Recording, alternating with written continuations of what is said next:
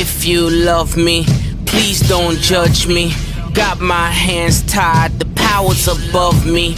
Don't shoot the messenger, I'm just a puppet here. If you wanna place blame, then look to the puppeteer. Family, fortune, envy, jealousy, privilege, passed on, legacy, secret, sabotage, borderline, felony, suicide, subtract, selfish, pedigree, yeah.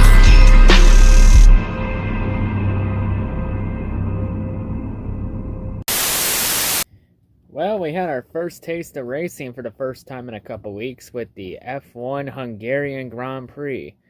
All I say is, man, this race was just a complete shit show. Let's be real, this race was a shit show. Like, so much chaos, so many penalties, a lot of shit happened. Let's go ahead and let's talk about what happened in this race. So, of course, entering this weekend, you still had the tensions between Mercedes and Red Bull after the Silverstone incident, when Hamilton dumped Verstappen for the lead. Hamilton, of course, got the penalty and served his crime in time, and still won the race. Apparently, entering this week, Red Bull dropped an appeal to the FIA, wanting a stiffer penalty on Lewis Hamilton and Mercedes for wrecking Verstappen. I believe the penalties they wanted was Hamilton having the win taken away and disqualified from the British Grand Prix, and they wanted for Hamilton suspended for Hungary. The FIA responded to it by telling Red Bull to fuck off and decline the appeal. So the original 10-second penalty stands, and Hamilton's win at the British Grand Prix stands, and Hamilton will still race at Hungary. What, you really thought Red Bull was going to take their bitch fit lightly? Man, you must be one of those special people. And of course, throughout the week, Mercedes, of course, continued to toy with Red Bull and play mind games with them. Mainly Hamilton holding Verstappen up in qualifying, and both of them almost holding each other up when exiting during practice. Man, this championship battle is getting personal. Now we got ourselves a real title battle. This is the type of rivalry we truly need in F1 right now, instead of some stale burrito boring bullshit. Now we actually get some real excitement in a season-long championship battle. See, NASCAR, take note, since you want to copy and skin F1 alive. This is what happens when you don't script a bunch of drama, and don't manufacture it and just let it come naturally. You get stuff like this. Not the watered-down bullshit NASCAR tries to pull. Anyway, and of course someone who was Hamilton got the pull for this weekend. He got booed by the Hungary crowd, and Lewis took the boos like a champ. Not letting it get to him. Nope, not at all. What'd I tell you? Let me reiterate what I said a couple weeks ago after the British Grand Prix. If that incident happened in any other country other than England, Lewis would have 100% got booed after winning the race. But because it was England and it was Lewis Hamilton's own home race, the British fans gave Lewis Hamilton a pass. Everywhere else in the world, they ain't giving Lewis no passes. Yep, and the Hungary fans let Lewis know it. So anyway, let's get to the race, it started off as a wet start with a number of teams choosing to go to the inter tires, and a number of teams choosing to somehow stay on dries. So then the first lap and the first turn, we get complete and utter fucking chaos. Oh, rarity in F1. The big one. What we all fear the most. A wreck that started with Valtteri Bottas hydroplaning on the wet track and then sliding straight into Lando Norris, which caused Norris to lose his front wing after he made contact with Verstappen. And then Perez gets taken out in it as well. Ricciardo gets damage in it. Charles Leclerc gets turned by Lance Stroll, and both of them take each other out of the race. Of course, Bottas is out. Verstappen has a lot of damage. Norris has the front wing gone. And yeah, it was just complete, utter chaos that takes out 4 cars. So 7 cars in total were involved. That would bring the red flag out immediately. Man, what a complete utter chaos. And of course, there were some penalties for that whole charade. Mainly, Valtteri Bottas gets a 5-place grid penalty for Belgium in the end of August for intent for causing the big one. Beep. Hold up, FIA ain't finished yet. Because for Lance Stroll taking out Charles Leclerc and ruining the great Ferrari master plan from Spinato, Lance Stroll gets a 5-place grid penalty for taking out Leclerc. Beep. And then we get to the restart of the race at the standing start, where right as we're on the formation lab when everyone's coming around, the track would dry up during that entire red flag break and the sun would come out. So a number of teams, like every single team except for Lewis Hamilton and Mercedes, would come down pit lane to put on dry tires. Also during this charade, we'd also find out that Kimi Räikkönen would end up being unsafely released out of his pit box, and Räikkönen would take out Nikita Mazepin. But this is the first time this season that someone wrecks Mazepin and will get a 10-second penalty for it. Beep. Also, Antonio Giovinazzi, you get a 10-second stop-and-go penalty. Beep. For speeding on pit lane. So in other words, FIA is just Oprah Winfrey out here. You get a penalty. You get a penalty. You get a penalty. You know what? Fuck it. Everybody gets a penalty. Yay! So when everyone chose to pit, Lewis Hamilton decided to ignore Mercedes' strategy suggestions, and Lewis chose to stay out.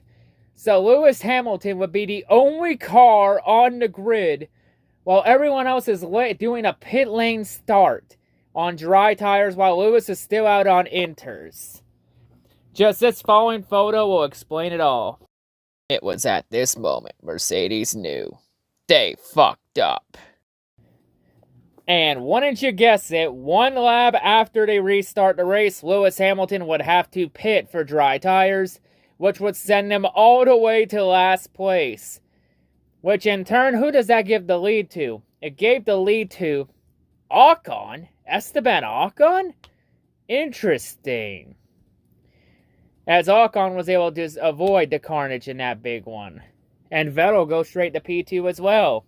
Interesting. So yeah, let's be real.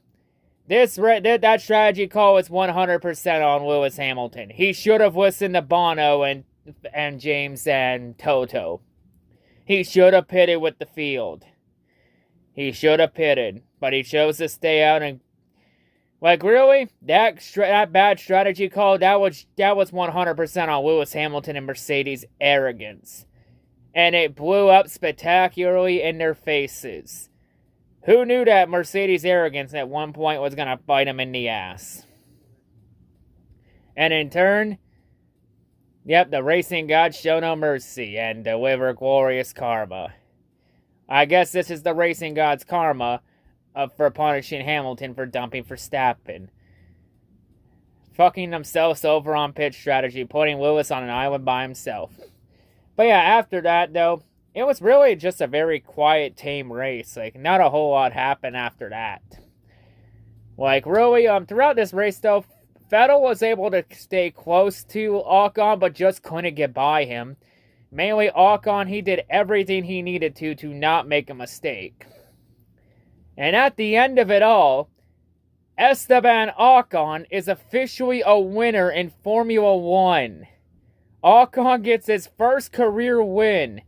And it's at the same track that Fernando Alonso, his teammate, got his first career win with Alpine Renault in 2003, 18 years ago, at Hungary, the same track. So 18 years apart between Alonso and Ocon's first wins with Renault/Alpine. And Esteban Ocon also becomes the first French driver to win with a French team since Alain Prost with Renault. That was a long-ass time ago, late the 90s. So, yeah, congrats to Esteban Ocon. Well-deserved from him, Had a bit of an interesting road in F1. Of course, he got robbed of his seat at Racing Point because of Daddy's boy Lance Stroll. And now, Esteban Ocon gets his first career win a couple years later when he gets signed by Renault. Man, it's very interesting what a team change can do. Like, Alpine might be on the upward trend, maybe, or maybe because wins a flash in the pan. Fuck it, let's just give Ocon his 15 minutes of fame. And of course, this podium was very interesting. Because in P2, you had Sebastian Vettel. So Sebastian Vettel does it again with Aston Martin again. Damn. First Azerbaijan, and now Hungary. Yeah, I think we all know Aston Martin's main issue. It's Lance Stroll. It's Daddy's boy. But Lance Stroll's going to be guaranteed that seat at Aston Martin because his dad owns the team. Because Daddy's cash. Because Daddy's cash, that's why. And of course, in third place, Lewis Hamilton and Mercedes, they go from that bad pit strategy call, and they come all the way back to finish third and get the fastest lap bonus point. So I say for Hamilton, Mercedes, they have an interesting way of fucking themselves over and then unfucking themselves later on. And redeeming themselves in the process. Some interesting tactics there for sure, to say the least. And also with that, with Max Verstappen finishing in 10th with that damaged car, Lewis Hamilton is now the new championship points leader by 6 points entering the F1 summer break before Belgium. Where F1's off for the entire month of August until like August 28th in 4 weeks for Belgium. So yeah, very interesting race. And of course we're not done there because the entire top 10 was interesting because not only that, you had Fernando Alonso finished 5th. He got a top 5. So it's Alonso's best finish since his return to Formula 1. Congrats to Alonso on that. And then the big part here.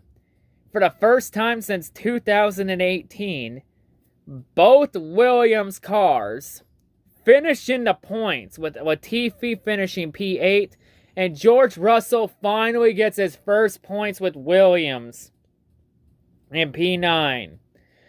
About time. And Bottas with your big wreck there, you better have eyes on in the back of your head because George Russell's really coming for that Mercedes seat. Like Bottas, why does Bottas continue to dig his grave deeper? Like his ass is already on the hot seat. Like Bottas, do you really give a shit about the Mercedes seat, or do you just want to hand it over to Russell already? Like it might be like at this point, I would be okay with Mercedes doing a mid-driver swap and have Russell go to the Mercedes car and kick Bottas to the curb. At this rate. So yeah, this was a very chaotic Hungary race. This is the most chaotic race of the year. A lot of shit happened. A lot of penalties happened. Like, definitely F1 needs a break for sure after this race. And this also caps off F1 having 28 races in a 56-week span since they returned from the Black Plague pandemic at Austria back in July 2020. So yeah, they definitely need this 1 month break. Everyone needs a break right now. So of course F1's off, of course, till the end of August for Belgium. Now the question is, and Max Verstappen, of course, is still fucking pissed. Now he's pissed at Valtteri Bottas. So now Matt Verstappen hates everyone at Mercedes. And all I say to Red Bull is, Red Bull, if you want to do something about Mercedes, what Mercedes did to you at Silverstone, either A, have Verstappen wreck Hamilton or Bottas and get payback for it, or B, beat their asses on the track and on the scoreboard. Don't fucking file some petty lawsuit petition bullshit like a bunch of fucking Karen bitches. Like, at this point, we might as well call them the Red Karens instead of Red Bull. Because they're literally acting like a bunch of fucking Karens right now. And might as well call Christian Horner Karen Horner. Or Helmut Marko Karen Marko. Yeah, from now on, we refer to Red Bull as the Red Karens. or the Karen Bulls. Take your pick. But yeah, anyway, so F1 off. Of course, NASCAR's back next week with Watkins Glen. And of course, IndyCar's back with the inaugural race at Nashville. On the streets of Nashville, the Nashville GP. That's going to be interesting for sure. And of course, next week, we do got some chase battles for next week. Because next week's also the Truck Series last truck race before the regular season. Before they start the truck chase.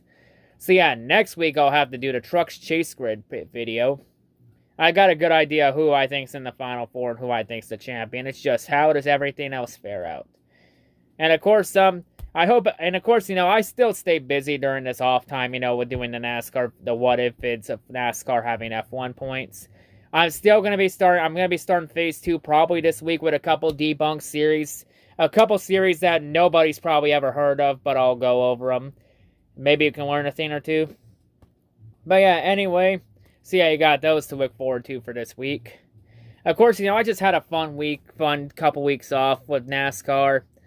With NASCAR off, with the NHL draft. And then, of course, NFL training camp started now. And now, of course, the NBA draft where I was a happy little boy with the Pistons.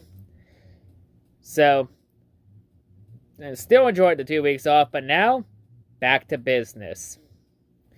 Back to business this week.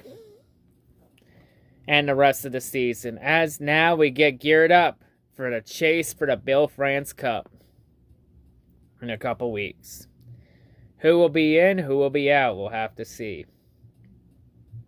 But yeah, anyway.